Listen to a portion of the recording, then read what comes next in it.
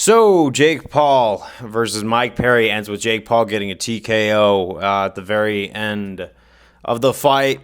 And obviously, it's like every Jake Paul fight you have people going online and finding all the reasons why this fight is rigged.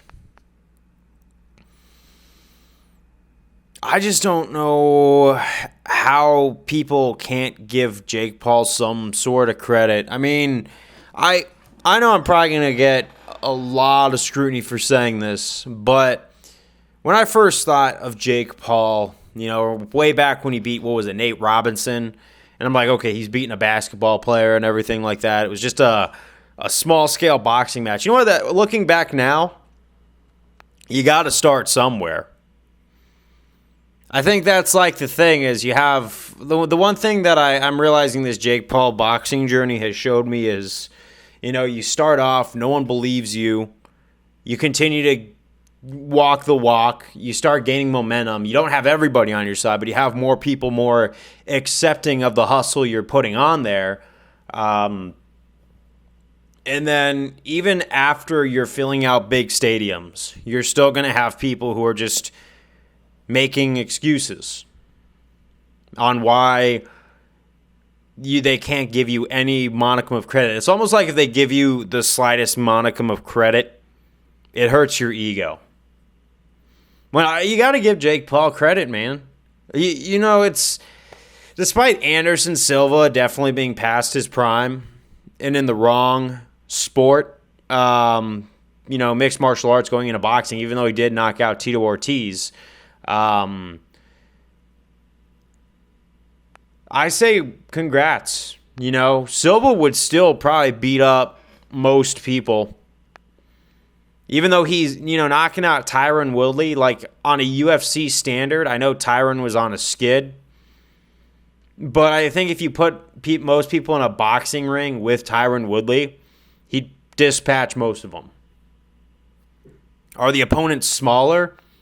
Yeah, but that's like if I were to challenge TJ Dillashaw, who's probably a few inches shorter than me, to a boxing match. I'm pretty sure TJ Dillashaw would whoop me. But that's the thing. It's unless you've actually been around actual professional fighters, you don't understand the physicality that goes into even someone who's probably smaller than you. You take a guy who's 5'10" and put him up against Demetrius Johnson, you're going to see why they call him Mighty Mouse. And where I'm going with all this is at what point do you have to stop hating and say, okay, yeah, obviously Jake Paul's not taking on Tyson Fury or Anthony Joshua or Deontay Wilder or any of these real heavy hitters like the elite guys. But to go in there when you started off as a Disney actor and a YouTuber, and you got as far as you did, and everyone thought he was going to lose to Mike Perry. And look, Jake Paul proved us all wrong again. And Mike Perry, if you understand Bare Knuckle FC, Mike Perry is not a punk. I actually met Mike Perry one time. I was training, hitting the bag, and he was there. And I was like, oh, my God, that's Mike Perry. And you know what? I came up to him, and I shook his hand, and I said, you're Mike Perry. And I'm like, I'm a real big fan of your fights.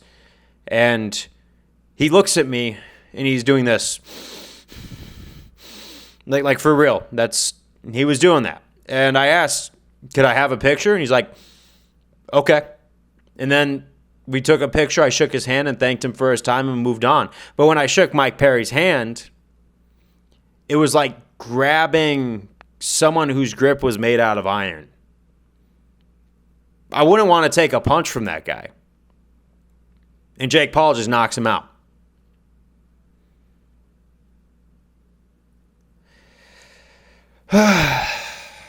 I guess where you got to go with this is Jake Paul is becoming more and more legit. Now, am I glad that this happened over the Mike Tyson fight? Yeah, I really think now after seeing him knock down Mike Perry like that, I don't think the Mike Tyson fight should happen, especially with Mike Tyson's medical concerns. I think, honestly, he should look at other targets because I really do think that Jake Paul could take on a little bit more game than we're giving him credit.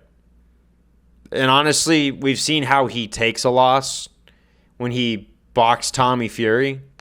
He takes it with humility. Then he gets back on the winning streak. But I think that's the thing is I saw potential with that Tommy Fury fight where Jake Paul, hit a bit of a wall. It was a split decision, so someone thought that he won that fight. And then he comes back, wins some more, and maybe he needs to take a little bit more measured of an approach to the top. Even if he reaches the top. I don't know. Is he going to? How many times can we say Jake Paul can't do something until he does it? Is all I'm saying. And no, for those of you, I'm not trying to suck up to Jake Paul or anything like that. This is just where my mind is kind of changing at this point. Where you say, I started off just like everybody else. Like this is a joke, right? But now I'm like looking, this is somewhat legit. It's not world champion legit. But I think Jake Paul has done more than we thought he was going to. And that counts for something. So, Jake Paul, congratulations on the TKO. See y'all on the next one.